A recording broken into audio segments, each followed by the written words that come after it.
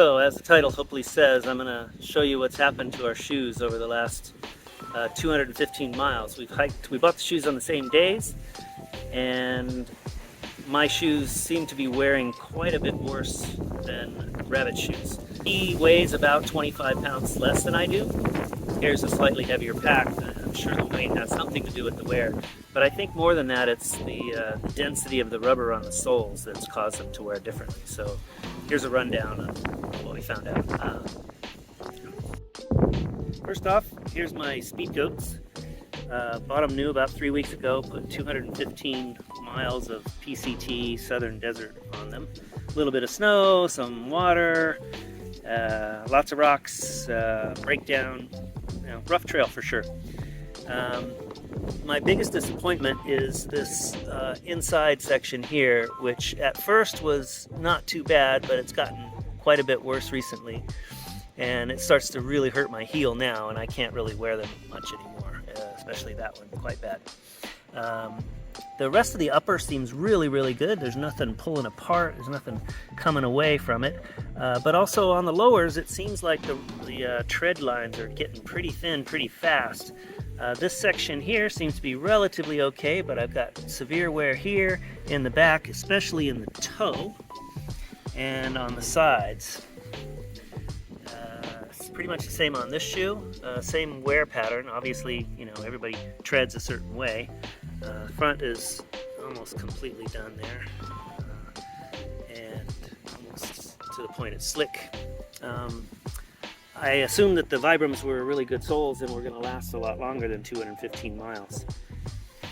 Now, in all fairness to the Hoka brand, I've been using these insoles the entire time. Now, I have extremely flat feet, and I went to a shoe sort of specialist, and they said I need some support. Even though I wasn't really getting any problems, they said I need some arch support. So I bought these insoles. Now, in all fairness, these insoles are quite a bit thicker, especially here in the heel, than you would see in the regular insole that comes with the shoe. So that tends to raise my foot up a little higher in the heel pocket. And right from the get-go, I noticed that I was sort of slipping a little bit. I could feel a little slippage. And the guy at the shoe store said, well, come up on the laces to this top hole, and that should help. And it did quite a bit, but there was still some slippage. Now, granted, I'm not wearing gaiters, and there is some gravel that gets in my shoe during the day, and I have to take my shoe off and pull out the insoles and empty out the shoes, especially if it's a little bit snowy and the gravel sticks to your shoe and it flops around. Maybe gaiters would help with that. The insole itself is holding up pretty well. There's a little bit of wear here, a little bit on the heel, but they're generally in great shape, so I'm happy with those. However, this one's got a little bit more wear here on the side.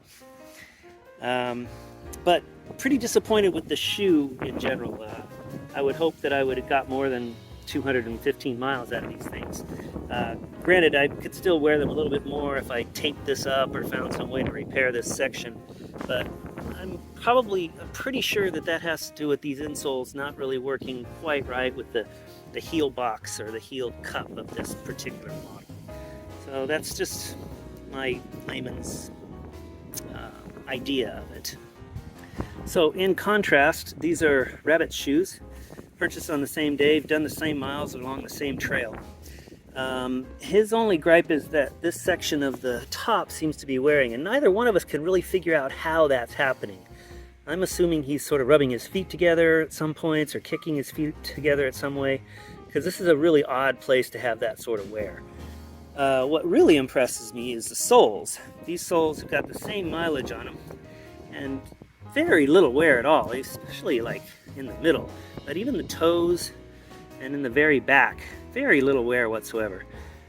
He doesn't have any wear on the inside. Neither one of us had any blisters. A little bit of wear there on the insole. I can't really see that. A little bit of wear there on the insole, and I'm sure that's the gravel in the... Still can't see it. I'm sure that's the gravel that we tend to get in our shoes. About the same on both sides. The uppers look really good.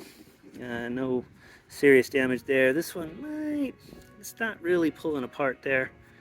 So in general, I think the Altra Lone Peak 6s, that's what these are, seem to be holding up dramatically better than my Hoka SpeedGoats. So what I decided to do was try a completely different model. I was going to go with the Ultras, but they didn't have my size at the shoe store, so I ended up with these Topos. These are the Topo Ultraventure 2s in a size 12, and I'm going to keep the same insole that comes with the shoe in there and see how that goes, but I'm also going to bring my other insoles with me, and I'll decide after, you know, a couple of weeks or a week or so which soles I want to keep, and then I'll get rid of the ones that I don't. These ones have a similar Vibram sole, except I can almost feel the difference in the rubber. It's a much harder rubber than what's on my Hokas. I don't know, it just feels denser to me.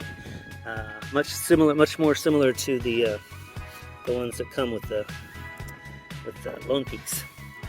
So I think this sole is going to hold up better. Anyway, they're new and pretty at the moment, but they feel really comfortable on my feet. And what I really like about them is that I've got no slippage whatsoever in my heel box. The heel here there's no slippage. I can't feel it move at all. Also, these are a size 12. I normally wear a 10.5. So either my feet are getting fat, chubby, or these shoes run a little bit small. So just check when you get yours, if you do. These are small. Actually, these are 11s, and they fit okay. I never got any blisters with these shoes, mind you, but I did have some sort of soreness on the top of my ankle here because I kept tightening this down so I'd get less movement, and then that made the top of my foot sort of achy and tired. I don't know if I'm doing it right, truthfully. This is just all layman's perspective, so I hope you find it valuable.